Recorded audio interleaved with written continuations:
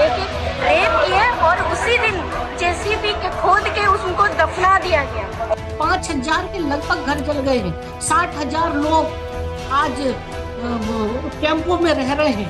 इन लड़कियों के भाई और बाप का कत्ल करके ये शर्मनाक रैली निकाली गई थी। 70 दिन से मणिपुर जल रहा है, कई लोगों की जानें चली गई, सार्वजनिक प्रॉपर्टी को नुकसान हुआ, मगर एक बार भी प्रधानमंत्री के जबान से मणिपुर का म भी नहीं निकला।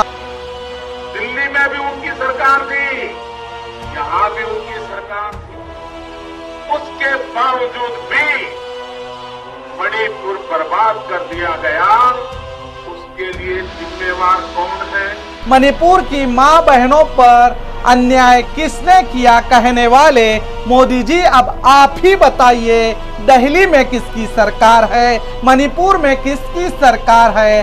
कई बीजेपी के अंधभक्त हो या दलाल मीडिया हो, इस मामले को भी हिंदू मुस्लिम का एंगल देने की पूरी कोशिश में लगे हैं। मणिपुर को किसने आग के हवाले किया, किसने मणिपुर जलने दिया, किसके वजह से कई लोगों की जानें चली गई, किसके वजह से सरेआम औरतों और लड़कियों को नंगा करके उनके जिस्म के साथ शर्मनाक हरकत की गई, किसने इन जालिमों के हाथों में हथियार थमा दे। इतने हथियार कहां से आए मणिपुर में? डबल इंजन की सरकार क्यों है खामोश? 70 दिन के बाद मोदी जी की जबान से मणिपुर का शब्द निकला।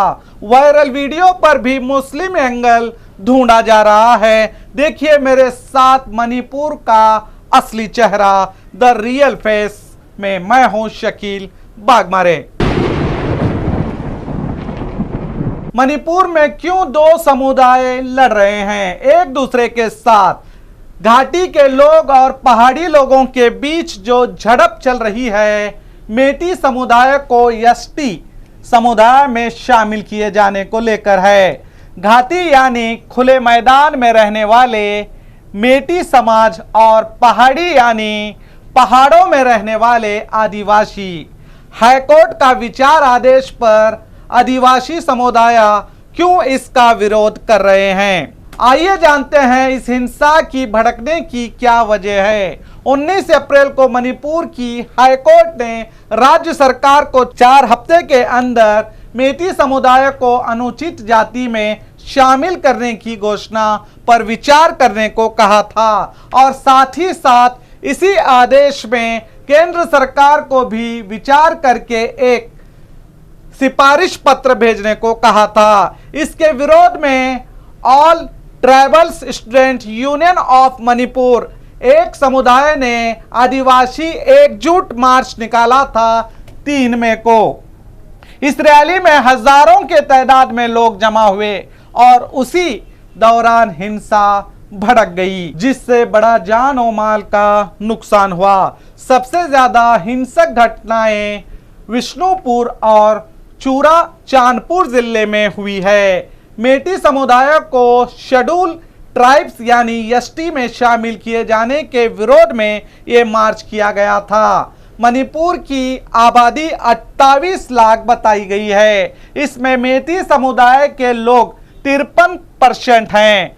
मेटी समुदाय जो मणिपुर का बड़ा समुदाय है, मेटी समुदाय को अनुचित जाति का दर्जा देने के विरोध कर रहे जनजातियों में कुकी एक जाति समूह है, जिसमें कई जातियां शामिल हैं। मणिपुर राज्य के मैदानी इलाकों में मेटी समाज रहता है और पहाड़ी इलाकों में रहने वाले आदिवासी समुदाय में पुरानी जाति दरारें पहले से ही मौजूद थी। अब वो फिर से आरक्षण के चलते मणिपुर जल रहा है। विरोध कर रहे जातियों का कहना है कि मेटी समाज को पहले से ही एससी और ओबीसी के साथ आर्थिक रूप से पिछड़ा हुआ वर्ग का आरक्षण मिला हुआ है।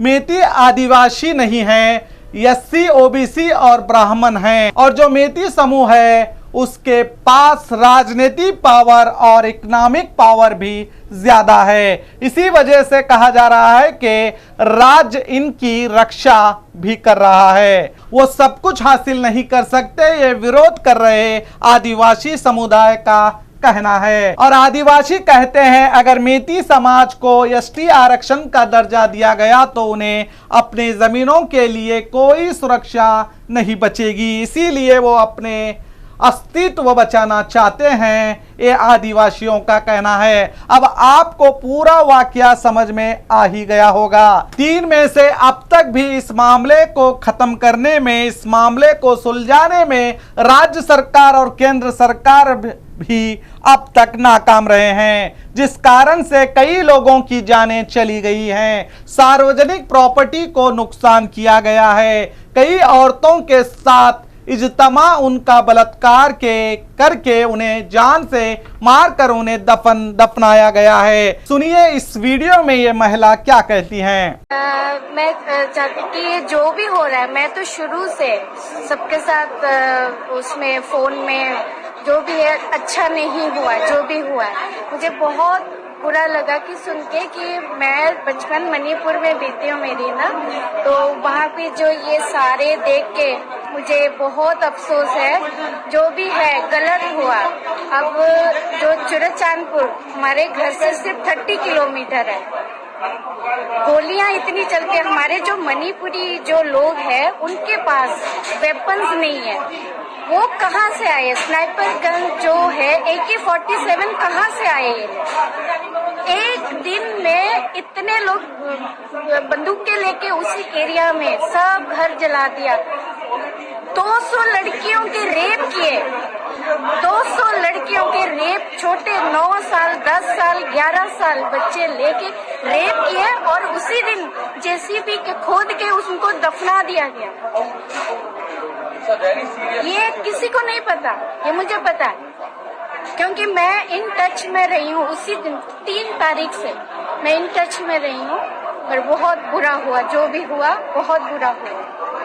अब क्या लगता है आपको, किस तरीके से फॉरवर्ड आगे जाया जाएगा, आगे सोच कर? चलो जो भी अभी हुआ, पर ये बढ़ना नहीं चाहिए, इसको वहीं रोक देना चाहिए।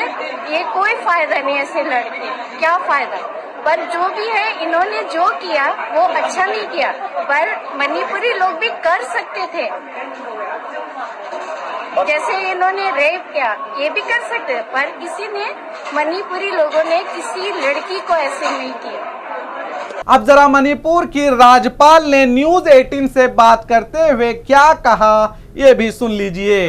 जो लग रहा है, यहाँ के लोगों को दुख और दर्द को देखती हूँ, मिलती हूँ, वो हमेशा मुझसे पूछते हैं कब पीस आएगा, कब हम अपने घर पर जाएंगे। आज ऐसी सिचुएशन है, फायरिंग चल रही है, लोग खेती नहीं कर रहे हैं, ये कब तक चलता रहेगा? इस तरह की शांति नहीं होगी तो लोग 2.5 महीने से उनका घर जल गए हैं, 5,000 के लगभग घर जल गए हैं, 60,000 लोग आज कैंपों में रह रहे हैं, खेती नहीं कर पा रहे हैं। क्या है अमीर जी, आप यहाँ की स्थिति के बारे में मैंने आपके सामने रख दिया और बता भी दिया मैंने ऊपर भी, और मैं बहुत दुखी भी हूँ।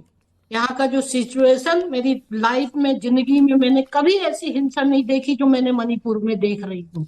एक राज्य की राज्यपाल ही उदास हैं, मामला इनके हाथ से भी बाहर हो गया है। वो खुद कह रही हैं कि मुझसे लोग पूछते हैं अमन कब आएगा, और आगे कहती हैं कि 60,000 मणिपुर के लोग रिलीफ कैंपों में रहने पर मजबूर हैं। अब आप सोचिए, मणिपुर राज्य के सीएम और देश के प्रधानमंत्री जनता के चौकीदार कहां हैं? सरेआम औरतों को लड़कियों के कपड़े निकालकर उनकी इज्जतों के साथ रास्तों में हजारों की भीड़ उनके जिस्म से खेलते हुए दिखाई देती है। इन लड़कियों के भाई और बाप का कत्ल करके ये शर्मनाक रैली निकाली गई थी। और इससे भी शर्मनाक बात यह है कि ये औरतें अपनी जान बचाकर पुलिस के पास गई थी और इस भीड़ ने पुलिस के पास से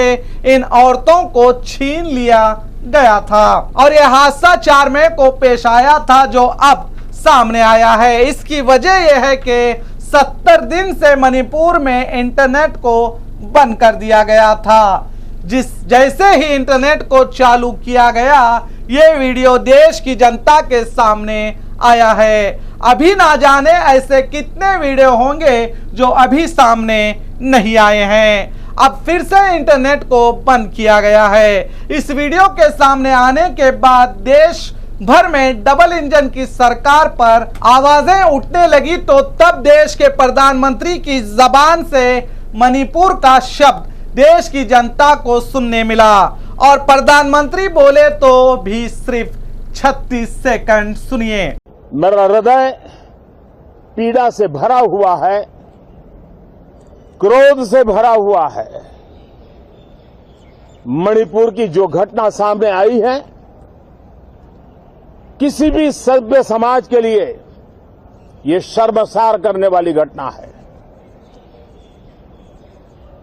पाप करने वाले, गुनाह करने वाले कितने हैं, कौन है, वो अपनी जगह पे है, लेकिन बेइज्जती पूरे देश की हो रही है। 70 दिन से मणिपुर जल रहा है, कई लोगों की जानें चली गई, सार्वजनिक प्रॉपर्टी को नुकसान हुआ, मगर एक बार भी प्रधानमंत्री के जबान से मणिपुर का म भी नहीं निकला। अब जरा ये भी वीडियो देख लीजिए। जब मणिपुर में बीजेपी की सरकार नहीं थी, तब देश के चौकीदार ने क्या कहा था। दिल्ली में भी उनकी सरकार थी, यहां भी उनकी सरकार थी, उसके बावजूद भी मणिपुर बर्बाद कर दिया गया। उसके लिए जिम्मेवार कौन है? कौन है जिम्मेवार? कौन है जिम्मेवार? जरा पूरी ताकत से बताइए, दूर दूर से कौन जिम्मेवार है? मणिपुर को किसने बर्बाद किया? मणिपुर की मां बहनों पर अन्याय किसने किया? दिल्ली में भी उनकी सरकार थी और मणिपुर में भी उनकी सरकार थी। उसके बाद भी मणिपुर को किसने बर्बाद किया? मणिपुर की मां बहनों पर अन्याय किसने किया? कहने वाले मोदी जी, अब आप ही बताइए, दिल्ली में किसकी सरकार है? मणिपुर में किसकी सरकार है? अब मणिपुर को और वहां की मां बहनों को क्यों बर्बाद कर रहे हैं? कौन बर्बाद कर रहे हैं? 70 दिनों से मणिपुर की जनता देश के प्रधानमंत्री को चीख चीख कर कह रही है, मणिपुर को बचाइए, मगर प्रधानमंत्री की जबान से एक शब्द भी मणिपुर की जनता के लिए नहीं निकला। वो तो अपने विदेश दौरे करने में ही बिजी रहे और यहाँ देश की बेटियों को सरेआम नंगा किया जाता रहा। कईयों ने अपने बेटे खोए तो कईयों ने अपने पति को खोया, तो और कईयों के बहन, बेटी और बीवियों को उन्हीं के आंखों के सामने गलत हरकत करके उनको जान से मारते हुए भी देखा गया। मगर देश का प्रधानमंत्री विदेश के दौरे में मस्त था। अब इस वीडियो के बाहर आने से जो पुलिस अब तक इन वैशी दरिंदों पर कोई कार्रवाई नहीं की थी, अब वो 4 लोगों को इस मामले में गिरफ्तार करने का दावा करके एक प्रेस नोट्स को जारी किया है। अब इस प्रेस नोट के जारी होने पर भी कई बीजेपी के अंधभक्त हो या दलाल मीडिया हो, इस मामले को भी हिंदू मुस्लिम का एंगल देने की पूरी कोशिश में लगे हैं। ANI एक न्यूज एजेंसी है। इस न्यूज एजेंसी ने ट्वीट करके एक पोस्ट डाला जो आप स्क्रीन पर देख रहे हैं, जिसमें वो ये बताने की कोशिश की कि जो वीडियो वायरल हो रहा है उस केस में मोहम्मद अबियुंगो इलियास अब्दुल हलीम 38 साल के व्यक्ति को पकड़ा गया है। फिर क्या इसके बाद बीजेपी का IT सेल सामने आया। सबने इस हादसे का आरोप एक मुस्लिम है कहना शुरू कर दिया। सोशल मीडिया में हर जगह सिर्फ यही पोस्ट दिखाई दिया, जबकि ये मुस्लिम लड़के को एम्पायर ईस्ट डिस्ट्रिक्ट पुलिस ने पकड़ा था किसी और मामले में। आप स्क्रीन पर देख सकते हो पुलिस के जरिए दिए गया प्रेस नोट, जिसमें कुल 7 मामले की जानकारी पुलिस ने दी थी। दूसरे नंबर पर नोकपोक सेकमाई PS थोबल डिस्ट्रिक्ट में यह हादसा हुआ था। जो वीडियो वायरल हुआ उसमें पुलिस ने 4 आरोपियों को पकड़ने की जानकारी दी थी, मगर देश में नफरत बांटने वाले मीडिया और अंधभक्त इस प्रेस नोट के 4 नंबर में दिए गए केस में एक मुसलमान का नाम देखकर यह साबित करने की कोशिश की कि लड़कियों से जो गलत बर्ताव कर रहा है वो एक मुस्लिम है, जिसे पुलिस ने पकड़ा है। जब इस पुलिस प्रेस नोट का सच बाहर आया तो ANI न्यूज एजेंसी ने इस पोस्ट को डिलीट कर दिया, जो आप स्क्रीन पर देख रहे हैं। ANI सभी न्यूज हाउसेस को न्यूज देता है, जिस कारण से NDTV ने भी सेम पोस्ट किया था, जो बाद में इसने भी डिलीट कर दिया। मगर अभी भी जो इंसानियत को भूलकर, इतने बड़े हादसे को भूलकर इस मामले में भी हिंदू मुस्लिम की गंदी सियासत करने में लगे हैं। थू है ऐसे लोगों पर जिनका ज़मीर ही मर गया होगा। इन्हें तो शर्म भी नहीं आती है। इस न्यूज को देखने के बाद आपकी राय क्या है, नीचे कमेंट जरूर करें। हो सके तो इस न्यूज को अपने व्हाट्सएप ग्रुप के जरिए दूसरों तक भी फैलाइए और देखते रहिए द रियल फेस।